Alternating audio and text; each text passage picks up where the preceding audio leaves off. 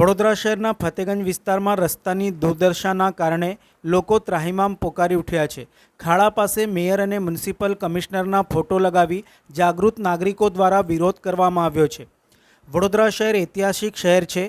ગાયકવાડી શાસન સમયે પ્રખ્યાત એવા વડોદરા શહેરની ઓળખ વૈશ્વિક સ્તરે હતી। જો કે આજના શાસકો અને વહીવટી તંત્રના પ્રતાપે આજ વડોદરા શહેર અન્ય મહાનગરપાલિકાઓની વિકાસની તુલનાત્મક દ્રષ્ટિએ પાછળ પડ્યું છે। મુખ્યમંત્રીશ્રીએ ટકોર કર્યા છતાં પણ સ્થાનિક સત્તાધીશો કે અધિકારીઓના પેટનું પાણી હાલતું નથી। સત્તાધીશો વહીવટી તંત્ર અને કોન્ટ્રાક્ટરની મિલીભગતના કારણે શહેરનો વિકાસ અટક્યો છે।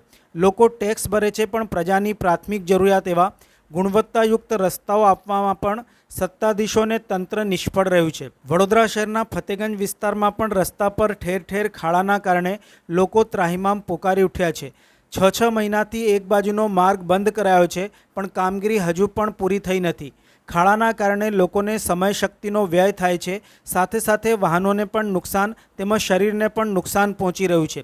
વારંવાર રજૂઆતો બાદ પણ તંત્ર દ્વારા ખાડાની સમસ્યાનું નિરાકરણ લવાતું નથી। જે સમસ્યાને લઈને સ્થાનિક જાગૃત યુવકો દ્વારા શહેરના મેયર અને મ્યુનિસિપલ કમિશનરના ખાડા પાસે પોસ્ટર લગાવીને વિરોધ કર્યો હતો। વિસ્તારમાં શહેરના જવાબદાર અધિકારીઓના ફોટાવાળા પોસ્ટર સાથે લખાયું હતું કે હું સંકલ્પ કરું છું કે હું વડોદરાને ખાડોદરા બનાવીશ। વિરોધ દ્વારા નાગરિકોએ પોતાની નારાજગી શાંતિપૂર્ણ અને સર્જનાત્મક રીતે વ્યક્ત કરી છે।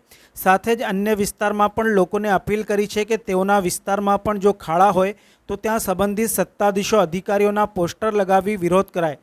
શહેરમાં આટલા બધા ખાડા છે, જો પૂરતા પૈસા લઈને કોન્ટ્રાક્ટરે રસ્તો બનાવ્યો હોય તો આવી સ્થિતિ કેમ નિર્માણ થઈ તેની પણ તપાસ થવી જોઈએ। સામાન્ય વરસાદમાં જો રસ્તો ટકી શકતો ન હોય તો તેની અંદર ભ્રષ્ટાચારના પણ આક્ષેપો થઈ રહ્યા છે। ત્યારે આ મામલે યોગ્ય કાર્યવાહી થાય તે જરૂરી છે। ઉલ્લેખનીય છે કે આ જ વર્ષે વડોદરા મહાનગરપાલિકાની ચૂંટણીઓ પણ આવી રહી છે અને હાલ પ્રજા ત્રાહિમામ છે।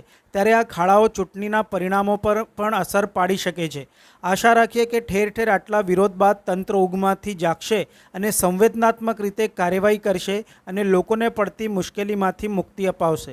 આજે હું વડોદરા શહેરનો એક જાગૃત નાગરિક તરીકે વડોદરા શહેરના સત્તાધીશોને જગાડવા માંગીશ। એમના પોસ્ટરોને ખાડા પાસે લગાવીને એક વિરોધ નોંધવા માંગુ છું, કારણ કે વડોદરા શહેરને સ્માર્ટ સિટી બનાવવાની વાતો જે ભાજપના સત્તાધીશો કરી રહ્યા છે, જે વડોદરા શહેરના મ્યુનિસિપલ મેયર અને કમિશનર કરી રહ્યા છે, એ ક્યાંક ને ક્યાંક પ્રજાને બેવકૂફ બનાવી રહ્યા છે। આજે તમે ફતેગંજ વિસ્તારમાં 6 મહિનાથી રોડનું કામ કરતા હોય અને હજુ પણ રોડનું કામ પૂર્ણ ના થતું હોય તો તમારા માટે એ શરમજનક વસ્તુ છે।